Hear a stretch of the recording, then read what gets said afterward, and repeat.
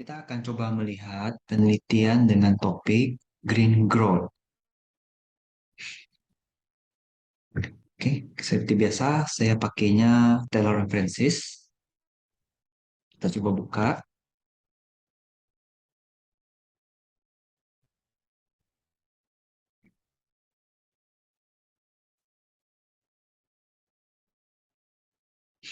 langsung show open access saja. Oke, kita coba buka, langsung full text.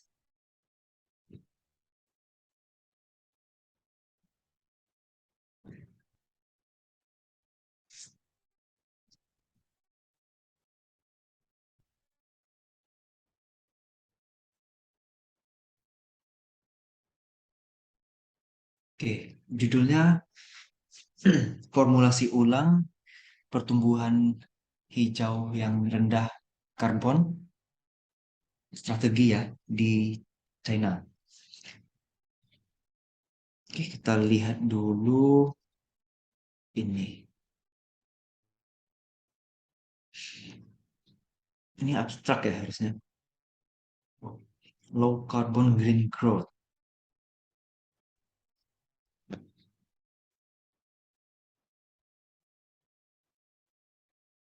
Strategi ya berarti pembahasannya. Ini relevansi dengan kebijakan di Tiongkok berarti ya.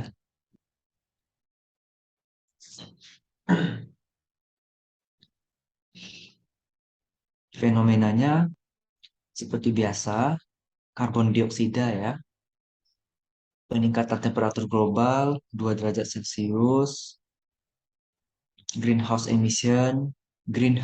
gas emission GHG.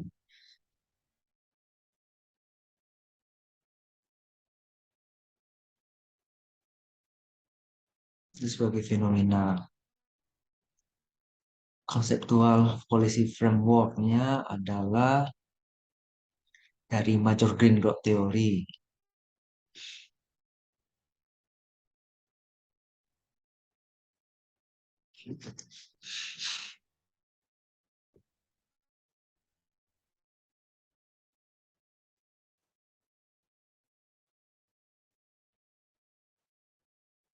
Yang well functioning market teorinya ya.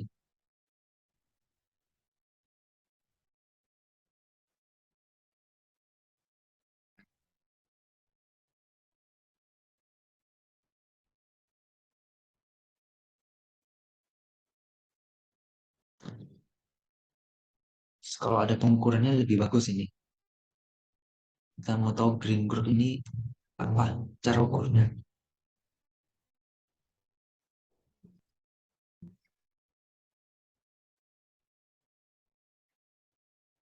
Ini pembahasan-pembahasan biasa yang di sini.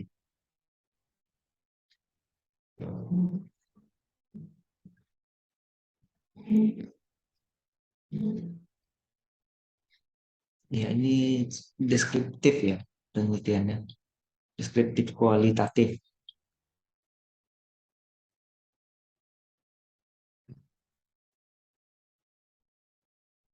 Dia juga membahas tentang ekonomi berbasis internet, renewable energy,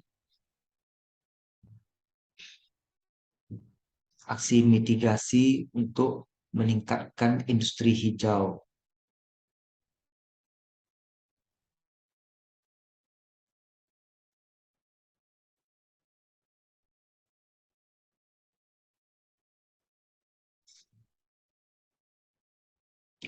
Jadi fosil energi ini yang bisa habis ya.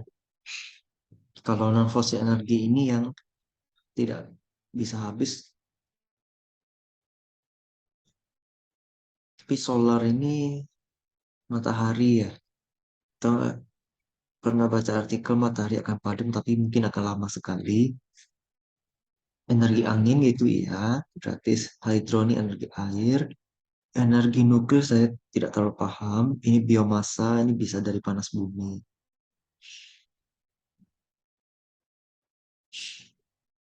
Primary energy consumption. Sekarang tahun 2022.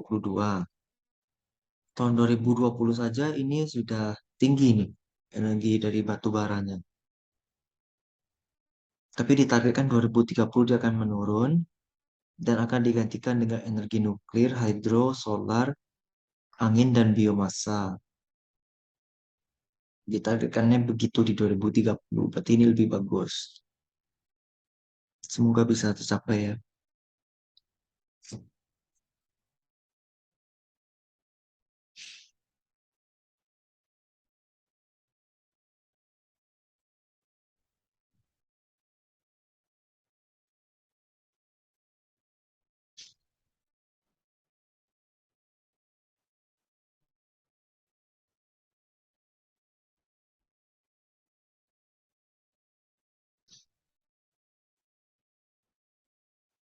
Coba lihat kesimpulannya, usaha dan efek memikirkan tentang green growth, mengeksplorasi implikasi kebijakan.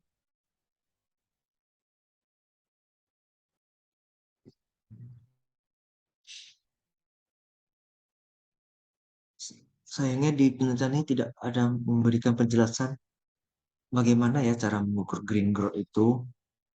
Nah, juga di sini tidak menampilkan future research. Padahal ini topik yang sangat menarik untuk diteliti lebih lanjut. Nama jurnalnya aja Climate Policy ya.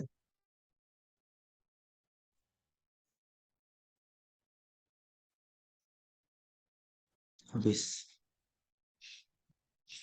yang ini lagi, artikel kedua,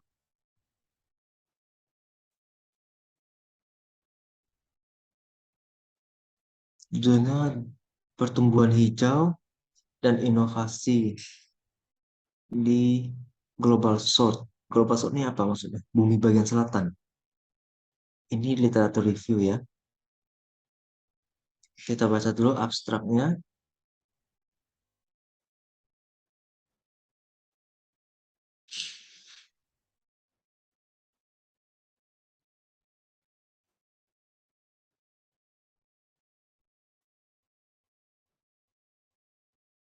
Oke, kita mulai.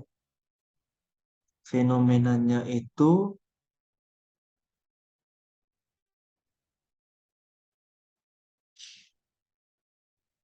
green taxonomy.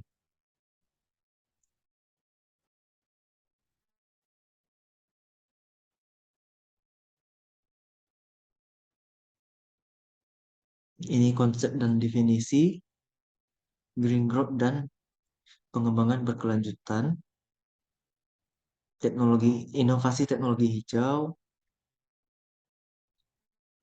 Ini dia.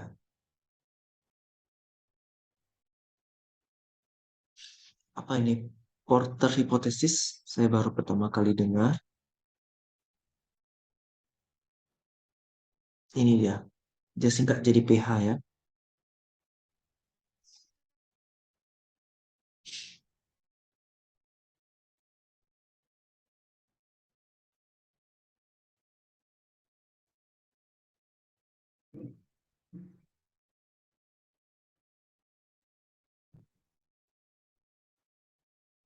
Ini terkait regulasi.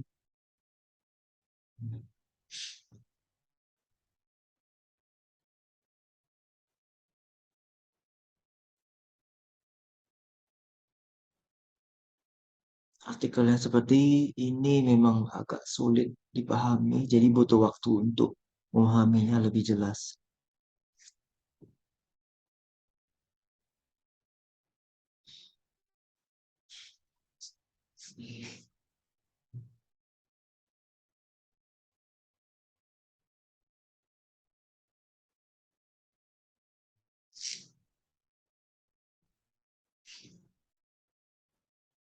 Metodenya systematic literature review, ada fast viewer sebagai alat bantunya,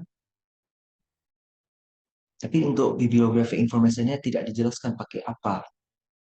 Biasanya kan ada Mendeley, Publish or Perish atau yang lainnya.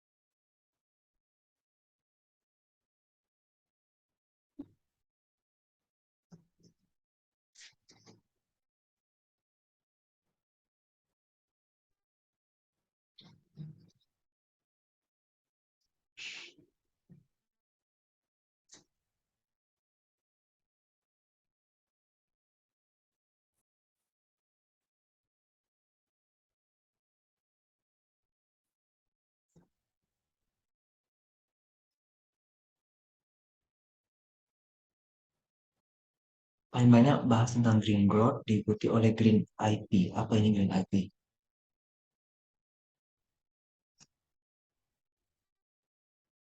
PH, ini portal hipotesis, lead market, pemimpin pasar, green IP yang saya tidak tahu apa. Oh, green industrial policy.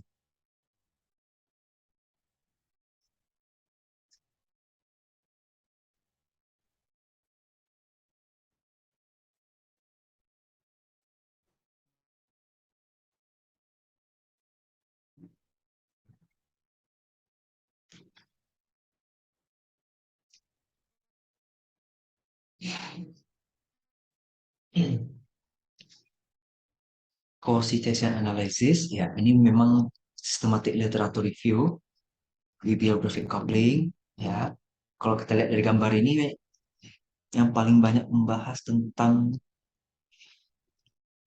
saya tidak sebut pula ini apa nih. Tapi ini nama autor ya, Lewis tahun 2007 ini paling banyak nih. Kemudian diikuti oleh Binns tahun 2017.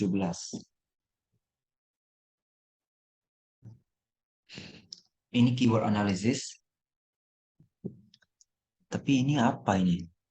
Ini seperti nama orang, Sofakul 2014, Evas 2017, Wang 2020, itu yang tiga yang terbesar. Kalau masih satu warna berarti mereka penelitinya masih satu bidang. Yang biru ya berarti satu bidang juga.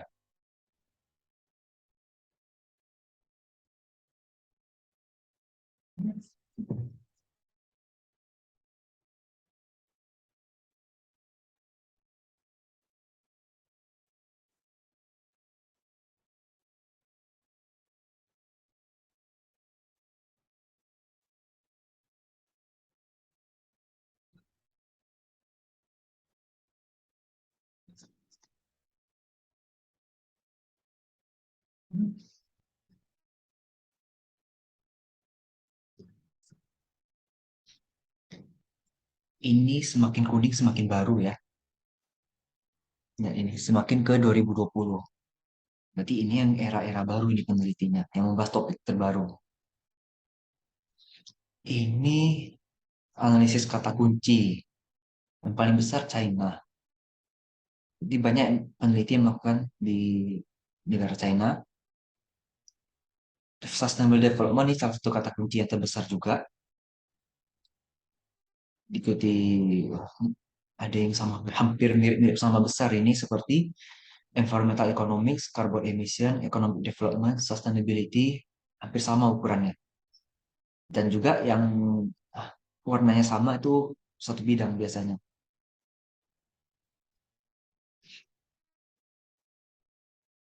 Contohnya merah-merah ini kan eco innovation, sustainable, environmental, global value chain, satu topik itu.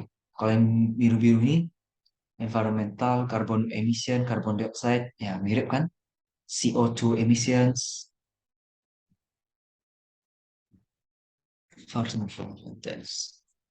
environmental technology, polusi pionir, dari negaranya, synthesis summary the results. Boleh kesimpulannya berarti negara berkembang. Ini dia, tulis negara berkembang yang memainkan peran penting.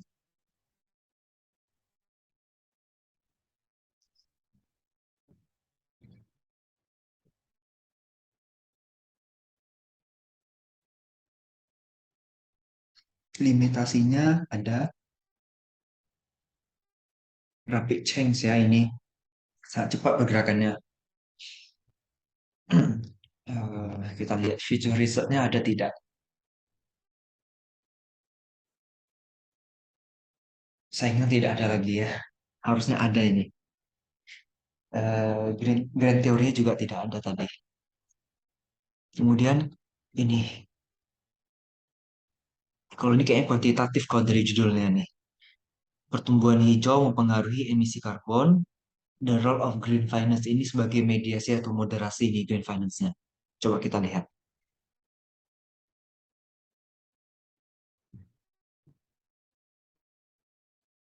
Ini judul, kita baca abstrak. Findingnya adalah green growth mempengaruhi CO2 emissions, tapi dia negatif. Ya, masuk akal. Berarti pertumbuhan yang berbasis lingkungan ini bisa mengurangi emisi karbon. Mediating, berarti mediasi, intervening ya, green finance ini signifikan. Berarti melalui green growth yang baik didukung dengan green finance pendanaannya, itu benar-benar bisa mengurangi CO2 emission-nya.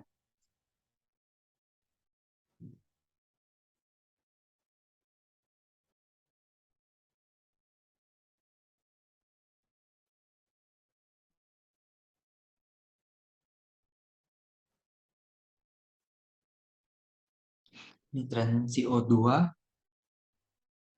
naik, naik terus, tapi mulai turun di 2015. Turun drastis di 2016, naik lagi. Nah, ini kebetulan di tahun 2018 datanya ya. Kemarin pandemi COVID di 2020, kabarnya langit jadi biru kembali. Berarti CO2-nya turun nih drastis, karena banyak aktivitas yang tidak dilanjutkan.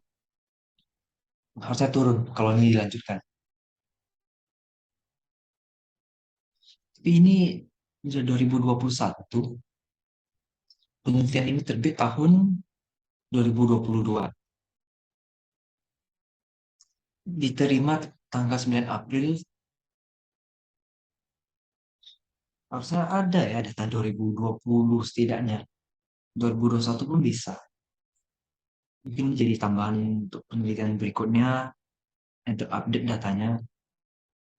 Ini PCO2, ini polutannya nih, di Xinjiang sama Inner Mongolia. Ini kadar CO2-nya sangat tinggi. Kalau yang paling rendah tuh di Tibet. Berarti utara ke timur yang agak tinggi CO2-nya. Jelas CO2 selalu jadi fenomena ya, padahal kesalahannya tidak banyak atau banyak gitu.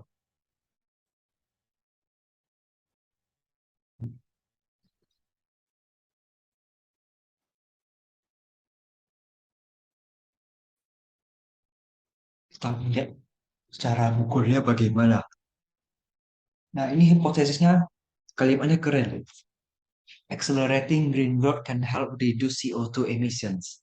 Kalau di Indonesia kan, peningkatan pertumbuhan hijau dapat menolong untuk menurunkan emisi karbon dioksida. Sebenarnya ini sama aja dengan green growth give negative effect to CO2 emissions. Sama tuh sebenarnya, tapi ini lebih keren kalimatnya. Green growth can mitigate the greenhouse effect by facilitating the greening of financial institutions. Kalau kalimat formalnya kan biasanya uh, green growth, maaf, green finance moderate, green finance mediating the negative effect of green growth to CO2 emissions. Nah, biasanya formalnya begitu. Kalimatnya harus agak keren juga untuk buat hipotesis ya. Tapi maknanya tetap sama. CO2-nya pakai logaritma natural berarti ini pasti angka yang besar ini. Biasanya dalam satuan metrik ton.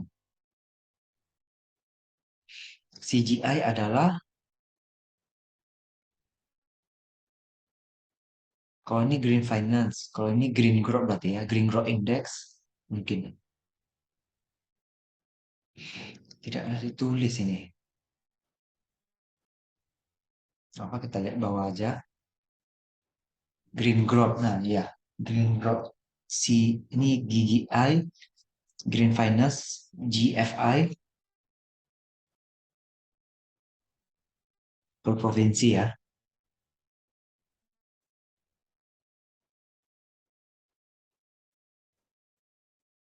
Ini sejalan ini pengaruh positif nih pasti ini. Green growth dengan green finance.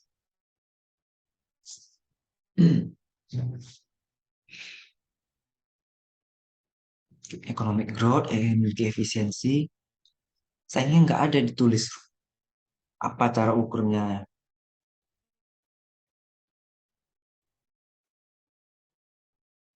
Indeks kan, tapi indeksnya seperti apa? Consist of a indikator. Ini.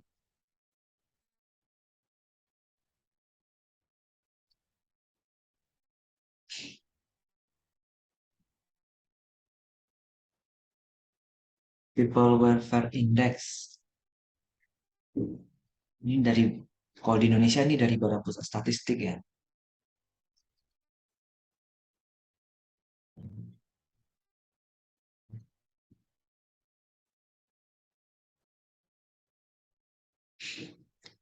Green growth pengaruh negatif ke emisi karbon.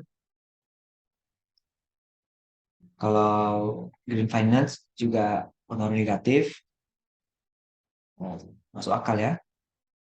Cuman ini agak aneh nih, kenapa green finance malah pengaruh positif untuk CO2 tapi yang per kapita gitu.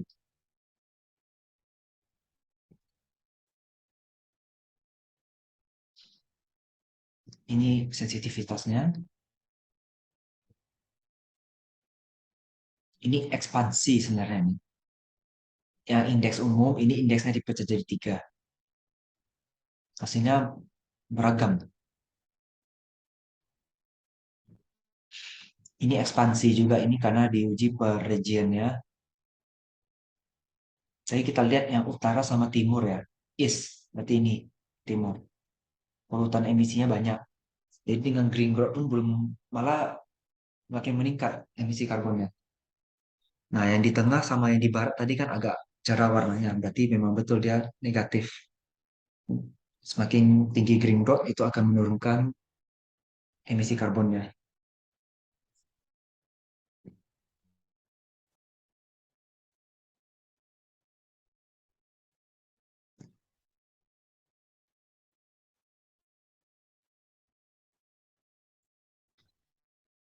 Kesimpulannya udah jelas, bisa ya mengurangi, bisa menurunkan emisi karbon dengan menerapkan green growth dan green financing. Ini kebijakan, implikasi kebijakan ini jelas untuk pemerintahan ya. Plan apa? Low carbon development planning. Future research-nya ada tidak? Itu continue to strengthen green investment. Green investment ini terkait dengan green financing juga untuk proteksi lingkungan, teknologi proteksi lingkungan. Ya, ini bagus. Di pula negara Tiongkok itu kan negara berkembang ya. Teknologinya pasti akan semakin bagus, semakin canggih. Cuma kelemahannya di sini grand teorinya tidak ada, sama pengukurannya yang jelas. Ini tadi hubungan CO2. Oh, ini ada pengukurannya. Sorry, berarti ada. Dia letak di belakang.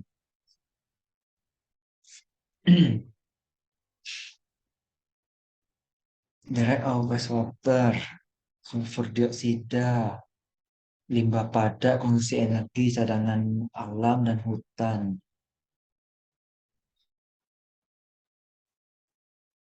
green finance. CO2, the amount of CO2 emission its province. Ya, makanya di logaritma natural kan tadi. Ini indeksnya ya ini tadi. Green Finance Index, Green Growth Indexnya nggak ada ya. Kita harus cek CSI 2019 dan CSI 2019 ini. Economic Growth, GDP, efisiensi ini, output value per unit energy consumption. Harus cek lagi ini.